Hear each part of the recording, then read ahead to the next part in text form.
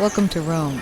This is The Bittersweet Life with Katie Sewell and Tiffany Parks. Hello, this is The Bittersweet Life. I'm Katie Sewell. Tiffany is away this week, but I am joined by Joel Simon and Robert Mahoney. They are the authors of a brand new book titled The Infodemic: How Censorship and Lies Made the World Sicker and Less Free. We've had a lot of information coming at us the last 2 years. Some of it was the truth, and much of it was not.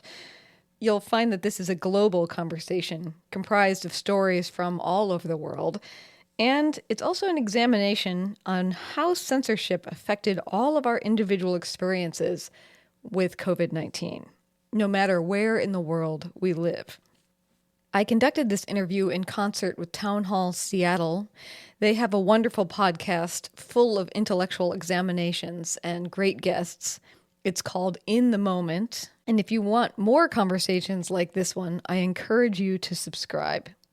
Now, censorship is a global problem that became even more prominent during COVID-19.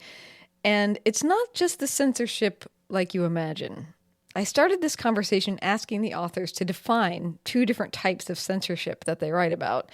And to help you track their voices, Joel Simon kicked off the conversation, and Robert Mahoney answers my second question. I think when people think about censorship, they think about, the kind of black pencil going through the copy, or they think about the government official sitting in the television studio saying, that doesn't go on air, sort of top-down hierarchical censorship. That still exists in some places, but it's not really the censorship of the internet age. So we sort of identified two kinds of censorship: the more traditional authoritarian censorship, which has been updated and modified by countries like China and Iran, countries that are fundamentally authoritarian, and they put people in jail, they prosecute them for saying things they're not supposed to say, they do all the things that, repressive governments do. But there's another kind of censorship that we call censorship through noise. Sometimes it's called flooding. And this is a modern form of censorship in which political leaders and people with authority basically just try and overwhelm you and overwhelm the information system and just change the subject and distract and confuse people. And it really has the same effect, which is governments have a narrative, a story that they want to tell, and they can prevent others from telling their version by repressing them and putting them in jail, or they can prevent others from telling their version by simply distracting people and overwhelming the information system. So the government narrative is the preemptive one, the one that people actually hear. Yeah, you refer to it a couple times in the book as censorship through noise. So when it comes to COVID-19, which is what your book is focused on, really the effects of how COVID-19 amplifies some of these issues, what did it reveal about censorship, the illness itself? Well, it revealed that in many ways, the traditional forms of censorship, such as seizing the choke points of communication and controlling the flow of information, don't work anymore, because there's this beast out there called social media. And there, even in repressive countries like China and Iran, people can get information from social media. The problem we found with COVID is that they got bad information that actually made them sicker. Do you think it was important when we think about censorship and how it all went with the pandemic? Do you think it was important that it started in China versus that it started somewhere else? Yeah, I think it was extremely important. I mean, I think it was not just important. I think it was fundamental. The nature of the disease and the way it spread, the fact that it originated in China, gave it an enormous head start, because the reaction of the Chinese government when this strange, mysterious disease started to emerge in Wuhan was to cover it up, to suppress it for strictly political reasons having nothing to do with public health. And the Chinese system of repression, which in the book we call just-in-time censorship, that's the thing that's complicated about China. It's a very diverse, vibrant, and active information space. But when there's a crisis, the government has this ability to crack down and use the technology. It identifies keywords, it tracks different kinds of social media groups, and then it sort of selectively applies more repressive strategies, arresting critical bloggers. We tell the story of one blogger in the book who tried to break the information blockade and ended up in jail.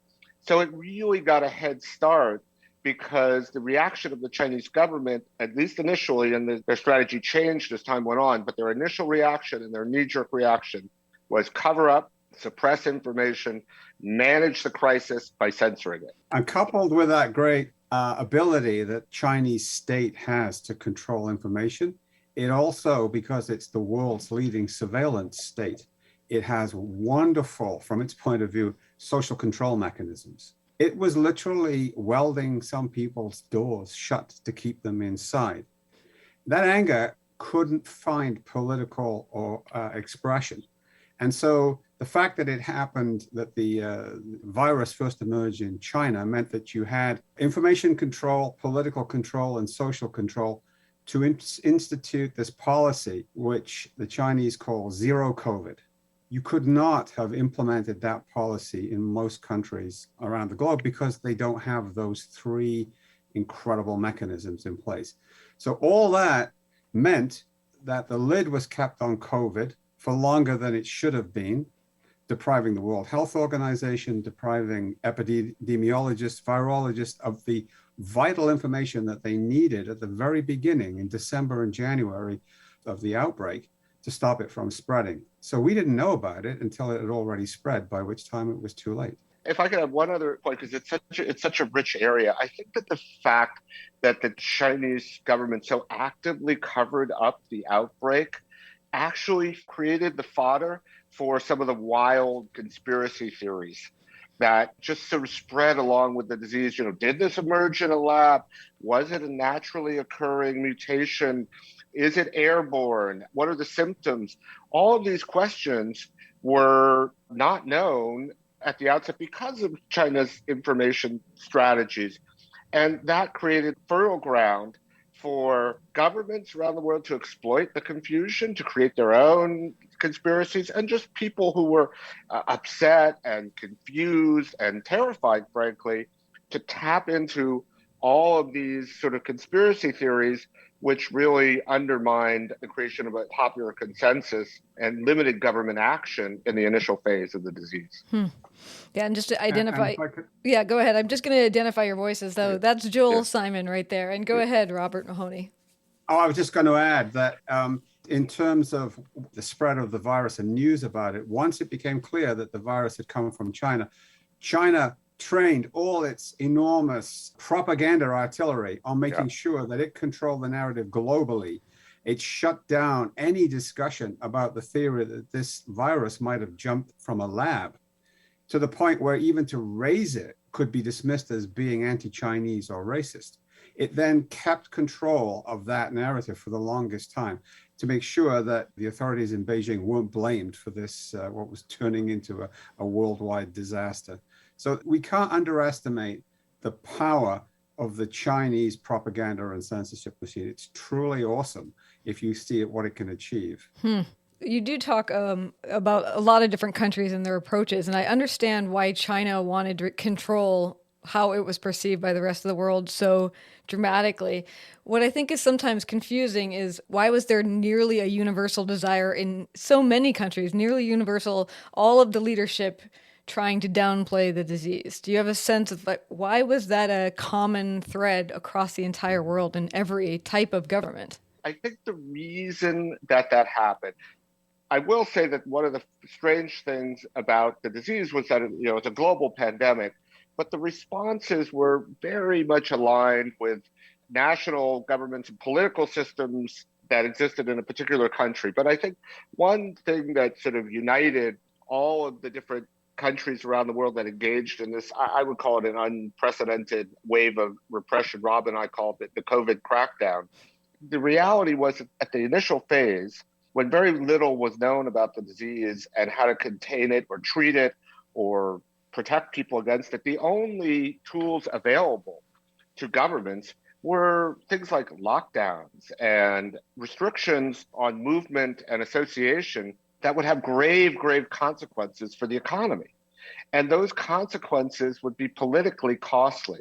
So governments really had two options. They either had to communicate with the public, build trust and a consensus, and get people to accept that certain restrictions might be necessary to protect public health, or they could take the Chinese model and just use the authoritarian structures of the state to compel people to do things even if they didn't believe it. Or they could pretend that the disease was not as bad as people thought it was, and the experts were all wrong, and we don't need to wear masks, and it's just a little flu, and we could go on with our lives. So that was the response that most governments took initially because it was politically expedient, and they didn't really have the trust or the capacity to convince people that society had to come together to accept certain restrictions in order to protect public health. Rob, did you want to add to that? Yeah, in the authoritarian countries that we talk about in the book, they're concerned about their political legitimacy. And a lot of them could not do anything with this unseen enemy. They had weak health systems, underfunded public services. They spent a lot of money on their militaries, but not on their doctors and nurses, as in Iran or in Egypt. The economic fallout was terrible. They take a country like Egypt. It tried to pretend COVID wasn't there. It was only when plane loads of Western tourists returned from a cruise on the Nile and all got sick that it became obvious that COVID was in Egypt. These leaders are not used to being challenged. So if they couldn't combat this virus, which no one could see, as Joel said, they tried to dismiss it as the flu. They tried to delegitimize the doctors and nurses that raised concerns, and the same with the journalists. They just pretended that it wasn't there, during which time, of course, the virus spread even further and made the problem all the worse until it became so bad that they couldn't ignore it. And one final thing, they used the military and the police to attack a public health crisis. Because they didn't want the truth, they had to bypass the doctors. So in Iran, for example, they used the Revolutionary Guard to go around knocking on doors, asking people to take a sheet of paper which had some recommendations about how to tackle the disease, but also a prayer from the supreme leader, and to report COVID cases. Now, these are military people. If you reported COVID, they could take you away to a quarantine center. So it had the opposite effect of by militarizing it, people were afraid to report infections, thereby exacerbating the problem. So they got the public health response completely back to front in a lot of these countries. Well, I mean, you do have examples in the book. I think Brazil is the one you highlight where the public health official who's trying to get the information out actually starts to become very popular with the public. Why does the Brazilian president not get on board with that popularity and be like, yeah, look at me, like we're figuring this all out, instead of denying what that man is saying? Yes, in Brazil, we looked at we actually spoke with the health minister in Brazil, Luis Henrique Mandetta, who led a kind of information insurgency against Bolsonaro, the president of Brazil, who was one of the great COVID deniers. And Mandetta became a sort of a hero. But I think that he became a hero to a certain class of Brazilians, maybe the more educated, urban, and sophisticated Brazilians who were not the base for President Bolsonaro. He's a populist. What Bolsonaro was saying was to the people of Brazil was sort of what they wanted to hear. This is a little flu. It's going to go away. You're all going to be fine. We could go out in the street and hug each other. You could see your families. You don't have to worry about your job. That's what people really wanted to hear. And the health minister of Brazil said, well, this is irresponsible and it's just wrong and people are going to die as a result. So he tried to figure out a way to bypass the president and communicate this to the people of Brazil. And he had some success for a while, but he ended up being fired. And the president of Brazil just went on with his strategy of ignoring the health threat and undermining anyone who challenged him. And as a result, Brazil had one of the highest rates of COVID infection in the world. And not only did this strategy do enormous damage to Brazil's health infrastructure, it also undermined Brazil's democracy. It's a very fragile democracy. And this is one of the things we chronicle in the book, that having a president who would sacrifice the life and health of his own population because he saw some short-term political benefit, was deeply damaging to the institutions in that country. Wow. You actually, I wrote it down because it was so shocking. You cite data from Freedom House, which is a Washington, D.C. based research and advocacy organization, saying that losses of freedom during the pandemic worldwide is now down to only 20% of the world's population is living in a free country now, down from 60% in 2006. That's a huge figure. That's a huge loss. What accounts for that? I think what COVID did and what we've shown in the book is that it accelerated this trend of growing authoritarianism. We've now come to the point where the gains of the democratization that resulted as the fall of the Berlin Wall and the collapse of Soviet communism have all been rolled back. And about 5.4 billion people in the world now live in authoritarian countries. There are many reasons for this, but one of them has been that authoritarian leaders can capture control of the narrative of information. You can see this in democratic countries, even within the EU, like Hungary, where Viktor Orban, the prime minister, who didn't do too well in combating COVID either, has captured most media. Most media in that country now toe his party's line. The big media companies are owned by his cronies. And that means that they can get away with plundering state coffers, shutting down opponents, shutting out opponents. This is a phenomenon which is playing out in many, many other countries, which are nominally democratic. You can run the list from, we just talked about Brazil, there's Hungary, there's Turkey, all the way through into Asia. So there is growing intolerance on the part of leaders of the democratic process itself. They can't be bothered with it, and they don't need to be because they can control the communications. The democratic recession, which is a term that you often hear, certainly did not begin with COVID. It was accelerated. These are long-term trends. But what happened dramatically during the pandemic was that India's democracy was deeply compromised during the pandemic, again, by this sort of populist leader, Narendra Modi, who didn't want to hear the bad news, who covered up and denied the threat, who exploited it for his own political benefit. And India's ranking in a lot of indices that monitor democracy around the world slipped as a result.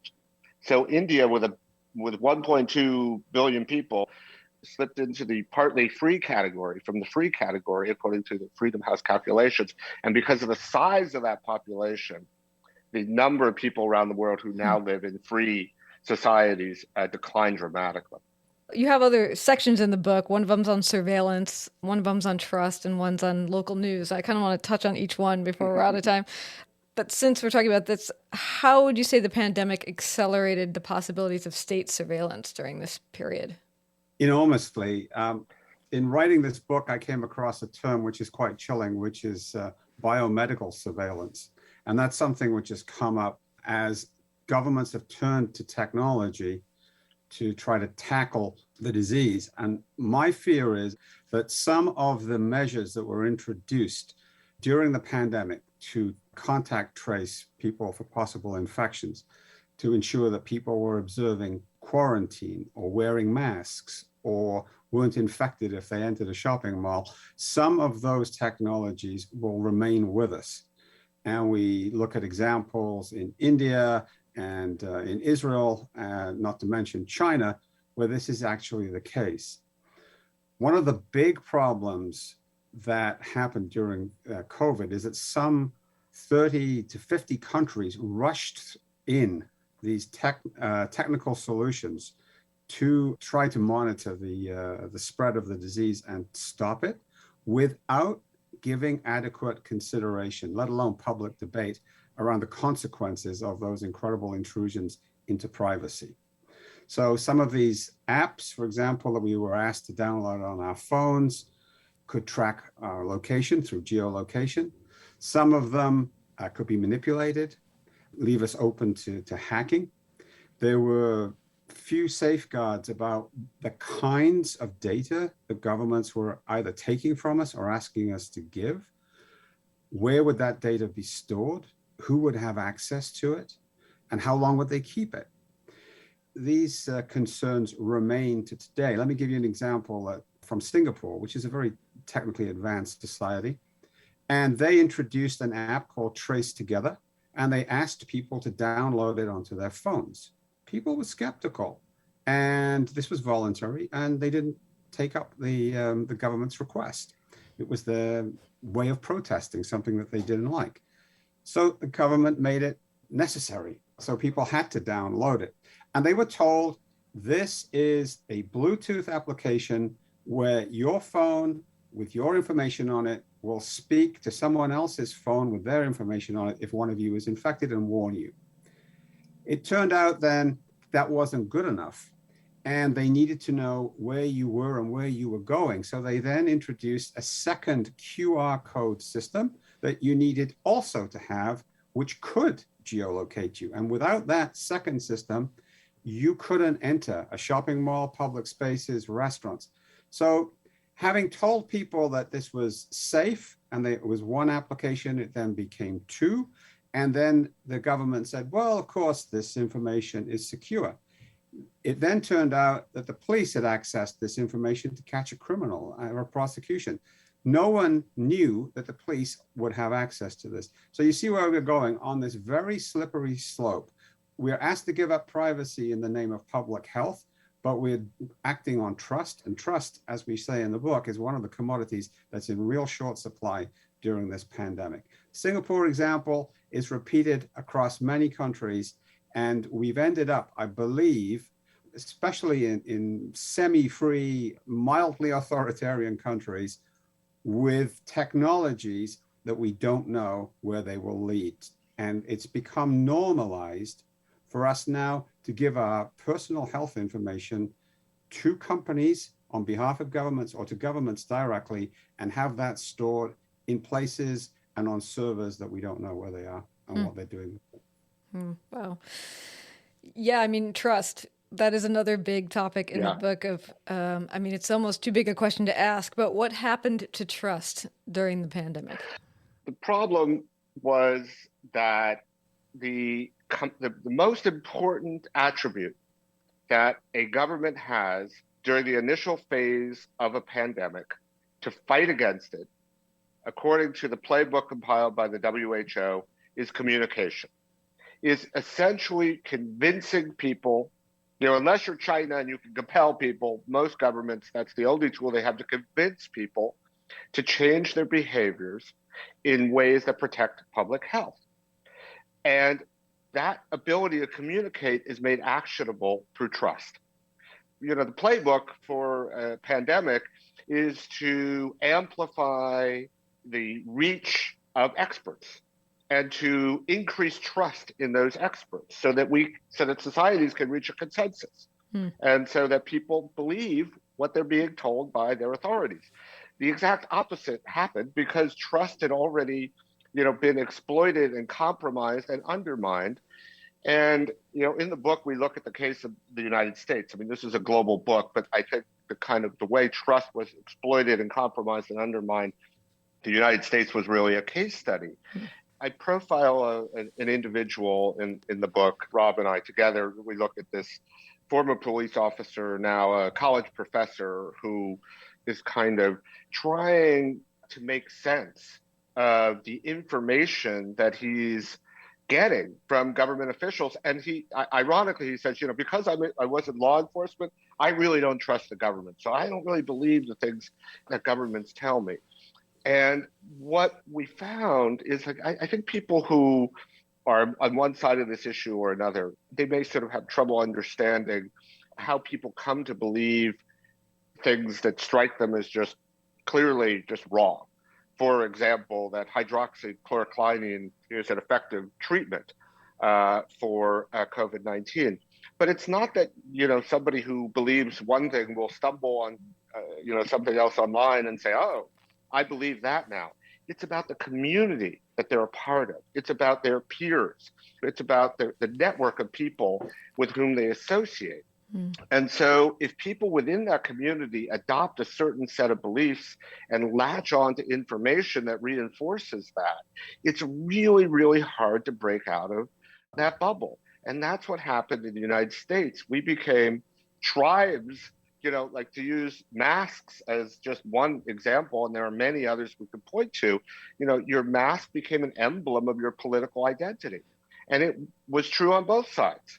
I mean, people who were aligned with, I think it was certainly more extreme for Republicans who resisted masking, and certainly more detrimental to public health. But you see, once wearing a mask becomes part of your identity, you saw people who identified as supporting the Democratic Party as wearing masks in situations where it probably wasn't necessary, where the public health guidance didn't really support it. So that's what happened to trust. It was weaponized and exploited, and it created deep divisions that undermined public health, led to worse public health outcomes, and also undermined the democracy in this country.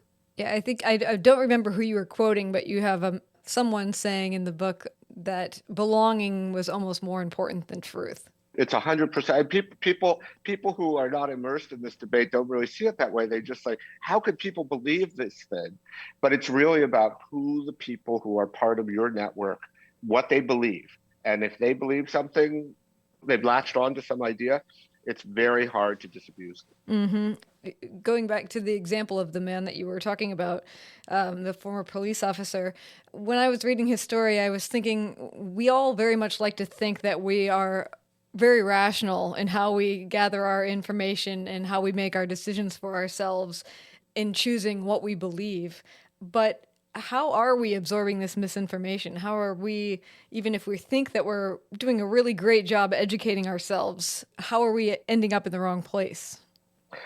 Yeah, I think that framework that we're rational and we make decisions based on a sort of cool analysis of the information is not correct. I think we're fundamentally influenced by the social political networks that we're a part of, and that's why leaders are so important. That's why having a political leader like President Trump, who used this kind of strategy of censorship by noise, who distracted and undermined and attacked experts in order to achieve what he perceived as a political benefit, which was essentially to outrun this disease, to deny its severity, to keep the economy open to the extent possible. The thing is, he invested heavily in vaccine development because his vision was that, the vaccine would be in everybody's arm and the pandemic would be over before the election and he would win. And frankly, people don't understand how close we were to that scenario. So I think that it really isn't about, there's a lot of finger pointing and a lot of anger at our neighbors and friends and people who are part of our communities who believe things that we don't believe. But Rob and I think of doing this book, really feel this is about the leaders who created an information environment in which trust was weaponized and the ability to build a political consensus around the most effective and appropriate response to this pandemic was compromised because of narrow political considerations. Do you see a way that trust can be rebuilt in all of us? Rob, you want to take that one? Yeah. I was going to add first, before I tackle that, is that to follow on about the loss of trust and each of us living in our own information bubble. Part of the problem there is that the technology, social media platforms, reinforce that, because once a small community starts to believe something, we can then go online and find more people that agree with us and never break out of it. And one of the things that we identify in the book has been the upheaval in the traditional news business over the last 20 years as the advertising model has collapsed, and what we would call the proliferation of news deserts, particularly in the United States, where some 2,000 local news outlets have closed over the last 15 years, leaving hundreds of thousands of people without any form of local news. And those newspapers that have survived have been hollowed out, and they've become what we now call ghost newspapers. They don't really have anything substantive in them. So one of the ways I believe that you can start rebuilding trust in civic institutions and is at the local level. And one of the ways of doing that is to have communities whose values and whose actions are reflected back at them in local news outlets, whether it's online videos or whether it's in print, it doesn't matter. What's happened in the United States, which has exacerbated the polarization and the loss of trust, is that politics has gone from being local to being national. Because now all our political news is coming from national outlets or international outlets, which don't really cover what is important to us, but get us really angry at what is going on at the macro level. So I think that some of the interesting initiatives which are being considered at the moment about how to think of new ways of financing local news, whether it's through philanthropy or government subsidy or a mixture of many of those things, is one way out of this terrible impasse that we're in, where we have no trust in our institutions. So I would love to see a resurgence of local news reporting where reporters can go out, cover the local school board, cover the local police department. It is a proven fact that communities that have vibrant local news reporting are better governed, they have less corruption, and they have more civic engagement. Yeah, you cite a Neiman Lab study that said that local newspapers were basically little machines that spit out healthier democracies.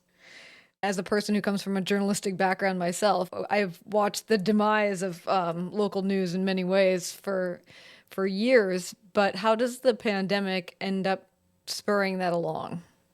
The crazy thing about this pandemic was that it was global, but it was an incredibly local story. I mean, it was about, where can I get a test? And what is the specific school policy that could vary from neighborhood to neighborhood. There certainly where I live in New York City, things can vary from community to community in terms of the kinds of responses that local governments are taking. And precisely because of that, you need local news to ensure accountability. I mean, in the book, we tell the story of a local news organization in Tijuana, Mexico, just as an illustration, but just because they knew the doctors, they knew the hospitals, they knew the communities, they had trust. And so when the local government tried to cover up the extent of the outbreak, they were able to talk to doctors and find out that the government was lying and demonstrate that and ensure accountability. So I think what we saw for many communities that didn't have local news during the pandemic really felt that acutely. And from where I sit now, I see all these very interesting, energizing debates about, what can we do to remedy that? I mean, I think Rob and I both feel there's no magic bullet, but there are a lot of really good, exciting ideas out there, and people are really starting to talk about it.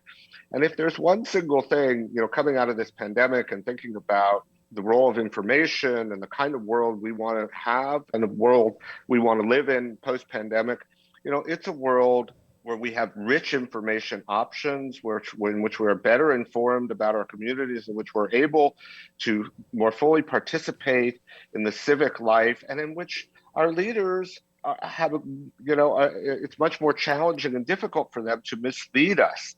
So I think that's the positive conversation that's come out of the pandemic. Rob, do you have anything you want to add to that? Yeah, I would add that the opposite too is that if you look at countries where the trust in the news media is low, the cynicism is just absolutely rife. Because if you are going to be in a position as a society to tackle the next pandemic, and there will be another pandemic, you need to allow citizens the ability to question the health measures and restrictions on my personal liberty that you're asking me to do, so that I feel that at least I have a voice in this decision. And once I have been informed, I can then participate willingly in whatever measures you ask me to do, whether it's to socially distance or wear a mask or whatever. In so many countries in the world, we saw the opposite of that, with a deep cynicism that the citizens of those countries immediately knew that their leaders were lying to them. And if they asked them to adopt these measures, they didn't believe that the measures would be effective. The cynicism runs so deep that there's one instance we give in the book where Iranians are really world weary about the information that they get from the government. The government was playing down the pandemic, and the health minister goes on television and he's infected. And in the middle of an interview, he breaks out into a fever sweat and takes tissues and is mopping his brow. On another interview, he starts a coughing fit and he has to cradle his head in his elbow, not to spray everybody in the studio. He was obviously lying. Cynicism runs so deep that Iranians thought, actually, he doesn't have COVID. He's only pretending to, so that tomorrow he can say that, you see, I didn't have COVID and I was cured. That's how cynical people become when they're deprived of information. And that's what eats away like an acid at trust. So we have to have a way of giving people accurate and timely information so that we can co-opt them into the decision making about public health measures the next time we get a global pandemic, and that may be sooner than we think. Yes, at least hopefully give us a couple of years off. That's my hope. I could use a break personally. Yes, a little time to be with people. Yes. Well, one last thing. I thought this was so well said that you write that throughout the pandemic, many people felt as if they were drowning in information when in fact they were being censored. It's a very interesting thought. It goes back to that original thought of censorship through noise. And so as we move into this next phase, how do we as citizens address that, if not globally, at least in our own lives? I think that it starts with an awareness of how this information system in which we live in works and how it could be exploited. I mean, one thing that hasn't come up in our conversation today, which is the most terrible exploitation of the information environment, is what's happening in Ukraine and the way that the Putin government mobilized information resources at its disposal to certainly convince the Russian public that this war was justified. The ironic thing that we chronicle in the book is that, Putin used the pandemic to consolidate power, to impose further restrictions on public assembly, on expression. So he felt, more in control of his country's because of the pandemic. It didn't undermine his authority; it actually strengthened it. So, fortunately, I think Russia has not succeeded at a global level in the way that it had hoped. And there's a very strong information strategy that the Ukrainians have adopted that's been quite effective. But really, if you look at, it may seem far off to people, but it's a kind of lesson in these two competing approaches to information. And I think as citizens, we have no choice. It's a burden that we are encumbered with as people who live in this moment, but we have to be actively engaged in the information environment. And we have to figure out to the best of our ability what to believe, what is true. And this is really, really important. I don't think that we can do that without responsible leadership, because leaders have tremendous power to influence and manipulate this environment and create bubbles of information that actually undermine democracy. So we as citizens have to hold our leaders accountable and ensure that they act responsibly and use information for responsible means. So to me, that's the lesson of the pandemic, and that's the wake-up call, and that's the work that we all have before us. Rob, do you want to add anything? Yeah, I would just say that on an individual level, we have to be as discriminating about the news we consume as the food that we consume. One of the things that's happening as the information landscape has become more and more polluted is that there are organizations springing up which are giving kind of check marks to news organizations saying this is a trusted source, this is not a trusted source. Whatever you think of that, it's just one of the things that has arisen as a way of trying to steer people towards sources of factual information. There are many others, but I think in the end, it comes down to us as individuals deciding, are we getting the news diet that is healthy for us? Where can we go to get a better diet? And journalists have traditionally played a role in sorting through all the rubbish that's out there and trying to bring us some little nuggets of truth. It's incumbent upon journalists, but it's also incumbent upon us to take more time, if we can, to select those sources of news that we believe are giving us what we need. There's just too much out there. But you know what? If you look at the fire hose, we call it in the book, this fire hose of information that's coming at us. I'm not too hopeful yet, but we're going to get there, given the media structure that we have. And that's where I think, to Joel's point, we need responsible political and civic leadership as well. We can't do it on our own. That's right. Well, the book is called The Infodemic: How Censorship and Lies Made the World Sicker and Less Free. Thank you so much, Joel, Simon, and Robert Mahoney, for joining us today. I really enjoyed your book, as I told you earlier. We really appreciate it. It was great to speak with you. Yeah, thank you. It was great to be able to bring some of these important issues to the public. Thank you to Town Hall and Seattle for encouraging this conversation. If you enjoyed it, I urge you to check out their podcast. Just search for In the Moment on your podcast app. I also have a copy of this book, the very one that I read to prepare for this interview, and I will happily mail it to the first person to make a donation to the show mentioning the word infodemic or censorship. Please donate at least enough to cover the postage to get the book to you. There are links on how to donate in the show notes, or just visit thebittersweetlife.net and you'll see ways there. And it's a win-win situation. It's a free book and a good read, and you'll help keep this show on the air and pay to keep the archives online as well, ready to be found by another new listener who is interested in exploring the world. You can consider it your good deed for the day. And until next time, this is The Bittersweet Life. I'm Katie Sewell.